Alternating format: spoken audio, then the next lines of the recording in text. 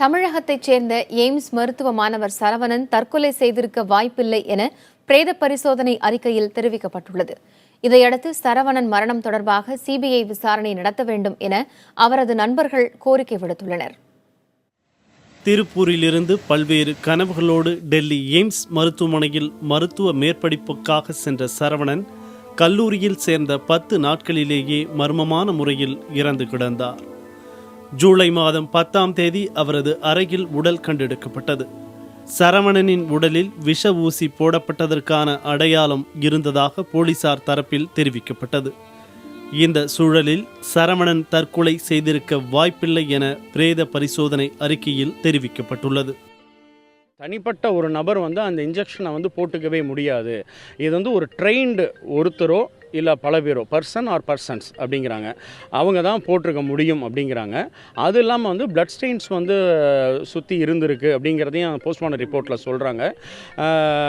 So இதை வச்சு பார்க்கும் பொழுது இது சூசைடாக இருக்கிறதுக்கு வாய்ப்பே கிடையாது 100%.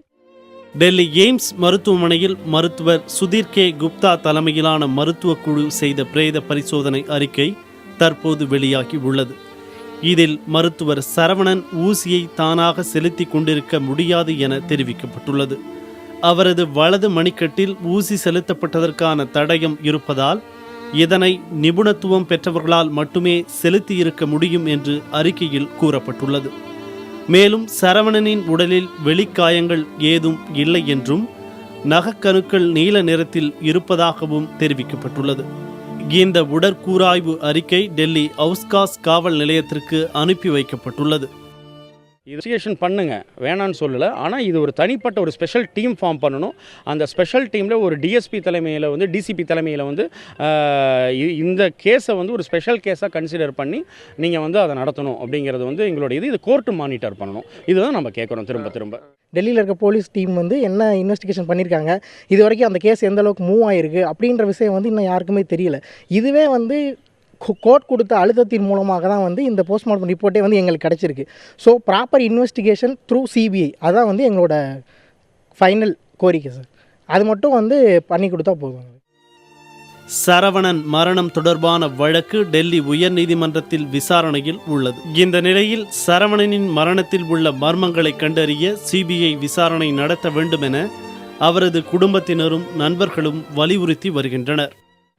எய்ம்ஸ் மருத்துவக் கல்லூரி மாணவர் சரவணனின் மர்ம மரணம் குறித்த பல்வேறு வினாக்களுக்கான விடையானது இன்றைய தினம் அவரது பிரேத பரிசோதனை அறிக்கையில் கிடைக்கப்பெற்றிருக்கின்றது. இதனை அடிப்படையாக கொண்டு டெல்லி காவல்துறையும் இந்த வழக்கின் விசாரணையை துரிதப்படுத்துவதற்கும் விரிவுபடுத்துவதற்கும் முயற்சிகள் மேற்கொண்டிருக்கின்றார்கள். குறிப்பாக எய்ம்ஸ் மருத்துவமனையின் மூத்த நிர்வாகிகள், மருத்துவர்கள், பேராசிரியர்கள் மற்றும் சரவணனின் நண்பர்கள் என்று இந்த விசாரணை வளையத்தை பெரிதுபடுத்துவதற்கு டெல்லி காவல்துறையினர் தற்பொழுது அந்த பணிகளை தொடங்கி இருக்கின்றார்கள். விரைவில் இதற்கான முழு விவரங்களும் கிடைக்கப்பெறும். தலைநகர் டெல்லியிலிருந்து புதிய தலைமுறைக்காக ஒளிப்பதிவாளர் முருகேசனுடன் நிரஞ்சன்.